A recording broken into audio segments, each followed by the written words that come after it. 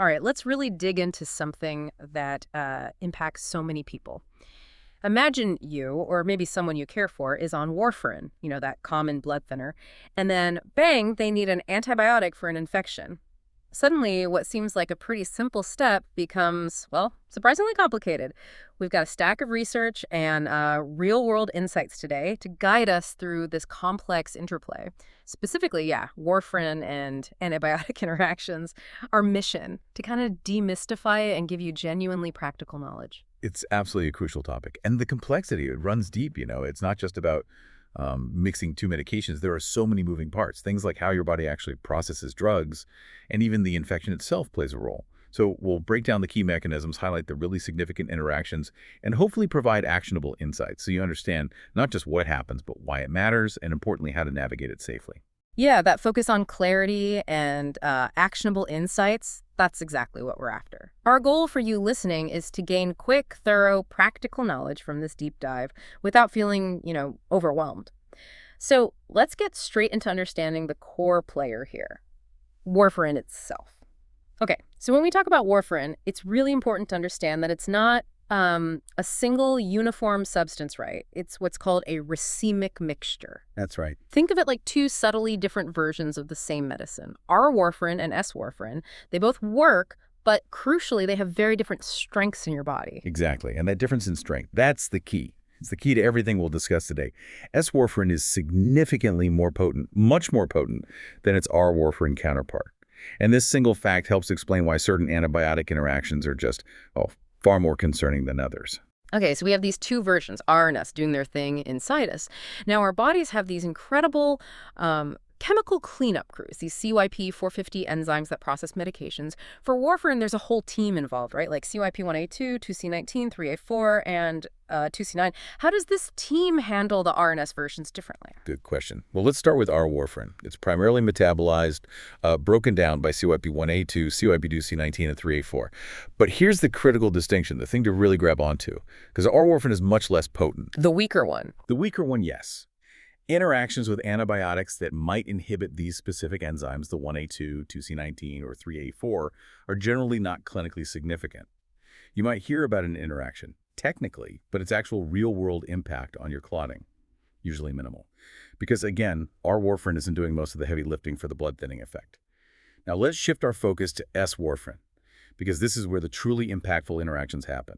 S-warfarin is primarily metabolized by CYP2C9. And okay, to a lesser extent by 3A4 as well. But because S-warfarin is so much more potent, any antibiotic that messes with its metabolism, especially through that main CYP2C9 pathway, well, that can lead to a much bigger effect on your clotting time, a dangerous effect, potentially. Got it. So the bottom line here for you, the listener, is this. If an antibiotic impacts CYP2C9, that's our big red flag, because it's directly affecting the most powerful form of warfarin in your system. That enzyme, CYP2C9, that's the critical processing station we really need to watch. Exactly. And with that understanding, we can pinpoint the, let's call them big culprits, the antibiotics that are known potent inhibitors of CYP2C9. And these are the ones that cause the most clinically significant interactions with warfarin. The top three you really need to know are metronidazole, Okay. TMPSMX, that's sulfamethoxazole or gemethrim, often called Bactrim or Septra, Right. and fluconazole, an antifungal. So if I'm picturing this right, for that CYP2C9 enzyme, these big culprit antibiotics are essentially like gumming up the works, making it harder for our body to clear out that really potent S-warfarin. That's a great way to put it, gumming up the works. These specific drugs directly interfere with how your body clears the most potent form of warfarin. And this disruption means warfarin hangs around longer, right, leading to increased levels in your blood, which then results in a higher INR, that international normalized ratio we use to measure clotting. And a higher INR means your blood is thinner, sometimes too thin, significantly raising your risk of bleeding. Okay, so we've covered the direct drug-on-drug interactions, but it sounds like the body itself might have a few more surprises for us, especially when it's, busy battling an infection. It's not just the pill, it's the whole situation. You've absolutely hit on a fascinating and often overlooked point. It's really important. During an infection, your body releases certain immune molecules. They're called cytokines, specifically things like interleukin-6 and transforming growth factor. Okay? Now, these cytokines can actually inhibit CYP2C9, the very enzyme we just talked about that metabolizes the potent S-warfarin. Wow. Okay, so the infection itself is messing with the enzyme. Exactly. Which means the infection itself can cause your INR to go up. And this can make it seem like the antibiotic is solely responsible when actually the infection is a true culprit, or at least contributing significantly. And there's more. Beyond that, think about when you're ill with an infection. You might not feel like eating much, right? So your oral intake decreases. This can lead to reduced vitamin K stores in your body, and vitamin K is absolutely crucial for clotting.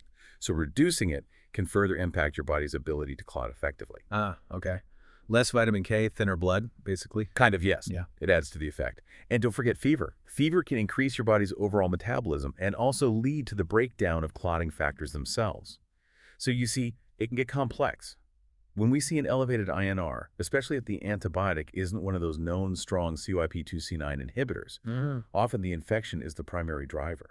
And recognizing that is really key for proper management. That makes so much sense. It really does highlight how you have to consider the whole patient, the whole picture, not just what's in their pill organizer.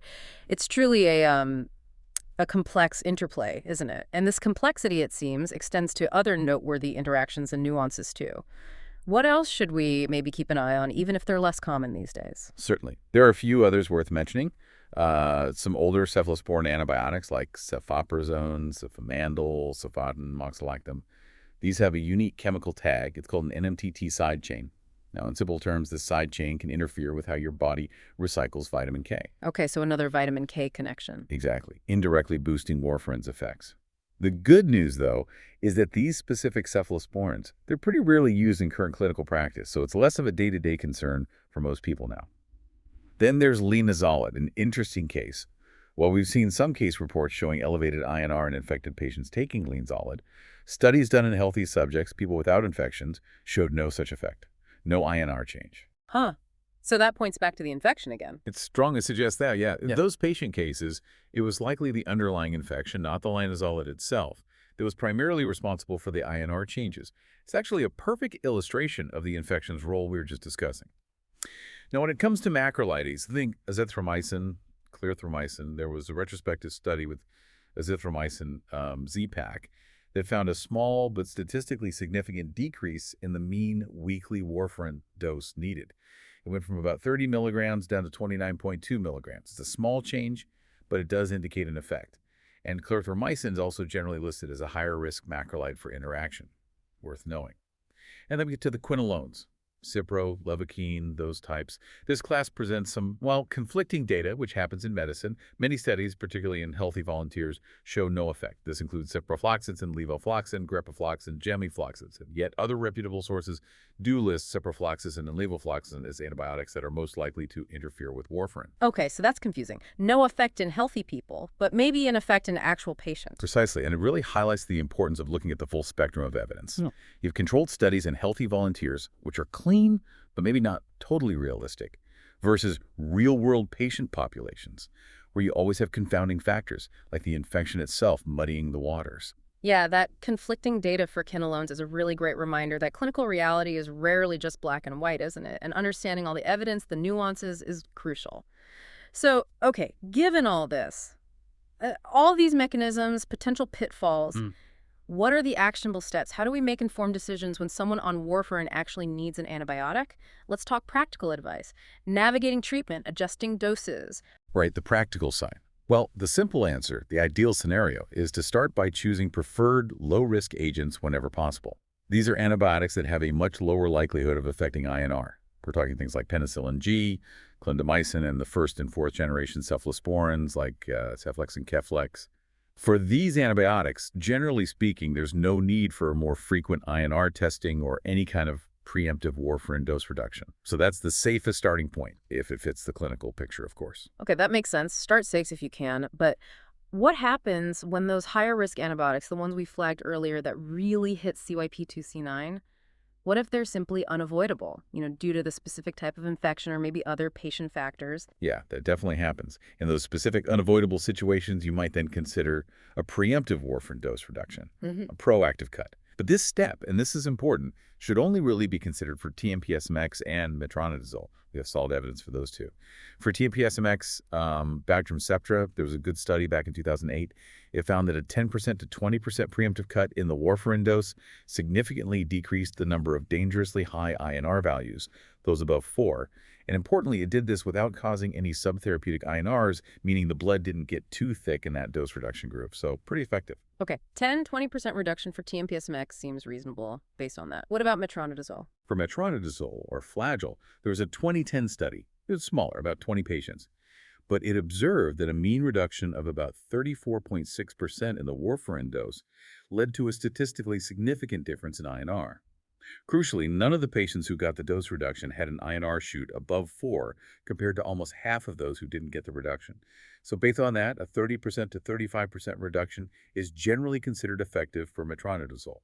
We have to note 2 patients did become subtherapeutic in that small study, so monitoring is still vital. Right, monitoring always matters. And what about levofloxacin? You mentioned conflicting data earlier. Does that 2008 study help? It does. For levofloxacin, that same 2008 study found that no change in warfarin dosing was necessary up front. However, they did find that short-term INR follow-up is prudent, specifically to prevent subtherapeutic INRs. Turns out 40% of patients who received the levofloxacin and had their warfarin dose preemptively reduced in that study actually developed subtherapeutic INR. Their blood got too thick. So for levo, no preemptive cut, but definitely check the INR soon after starting. Okay, wow. So the evidence is really clear then. It suggests a very targeted approach to dose reduction, not a blanket reduction for all antibiotics or even all risky ones. It's about being strategic and precise based on the specific drug. Absolutely. That's the key message. Be precise. And for those other antibiotics we mentioned, like other fluoroquinolones, macrolides, tetracyclines, the recommendation is do not reduce the warfarin dose preemptively. Instead, the emphasis is squarely on rechecking the INR about 5 days or so after starting the therapy. And this guidance also applies to the second and third generation cephalosporins too. No preemptive cut, but check that INR. Right. Okay. We've explored the mechanisms, the why, and how to manage the drugs, the how.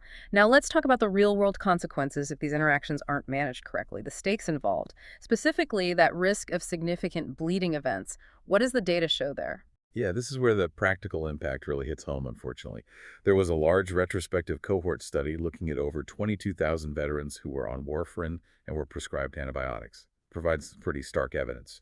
Over just 1 month, the study found 93 significant bleeding events in the group taking high-risk antibiotics. Compared to just 36 in the low-risk group, that's a big difference. Wow, more than double the risk. Pretty much. And TPSMX specifically was associated with the greatest increased risk of bleeding. The hazard ratio was 2.009.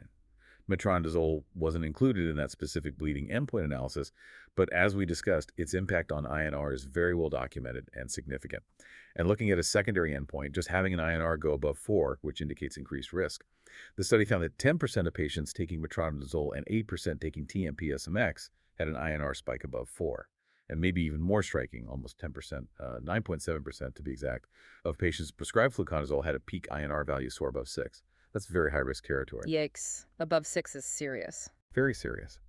But the good news, reinforcing what we said earlier, patients taking those low-risk antibiotics like clindamycin or cephalexin had no increased risk of bleeding compared to controls. Okay, so the choice of antibiotic really matters for safety. It absolutely does. And this study also truly emphasized the critical role of INR monitoring. It found that monitoring the INR within 3 to 14 days of starting any antibiotic was associated with a significant decrease in the risk of serious bleeding events. The hazard ratio was 0.61. That means monitoring cut the risk by about 40%. It's a really powerful protective measure. It just underscored the value of vigilance, of checking that number. That insight into monitoring is incredibly important, isn't it? It really highlights how personalized care and just doing those proactive checks can make all the difference for someone managing warfarin. Okay. So let's try and recap the main takeaways from this deep dive. It's been a lot, but super important. First, understanding that distinction between S-warfarin and R-warfarin, and especially the crucial role of that CYP-QC9 enzyme that seems absolutely key. We also learned how important it is to kind of distinguish between the effects of the infection itself versus the direct drug interaction. That was eye-opening. And critically, knowing which antibiotics are generally lower risk, and then knowing when preemptive dose adjustments are, and importantly aren't, appropriate for those high-risk agents like TMPSMX and metronidazole. That's a great summary. And just to reiterate those bottom line recommendations for everyone listening, when prescribing antibiotics for patients on warfarin, try to prioritize agents with a lower likelihood of affecting INR if possible. So penicillin G, clindamycin, first and fourth gen cephalosporins. With these, usually no need for extra INR tests or preemptive dose cuts. However, if TMPSMX or metronidazole are truly unavoidable, then yes, consider reducing the warfarin dose by roughly 10% to 35% and definitely recheck the INR about 5 days after starting. And for the others, like fluoroquinolones, macrolides, tetracyclines, do not reduce the warfarin dose preemptively. Just make sure to recheck that INR about 5 days after starting therapy. This whole journey through the nuances of warfarin and antibiotic interactions, it really reveals how interconnected our body systems truly are. That's such a powerful takeaway, yeah. It really makes you consider how this kind of nuanced understanding might change your approach or your conversations about medication, whether it's for yourself or maybe for a loved one. The continuous evolution of medical understanding means, well, we're always learning, aren't we? And staying informed, asking those informed questions is really the best way to navigate the dynamic nature of health and medication management. So we hope you feel a little more in the know now and maybe ready to apply some of these insights. Until next time, keep digging, keep learning.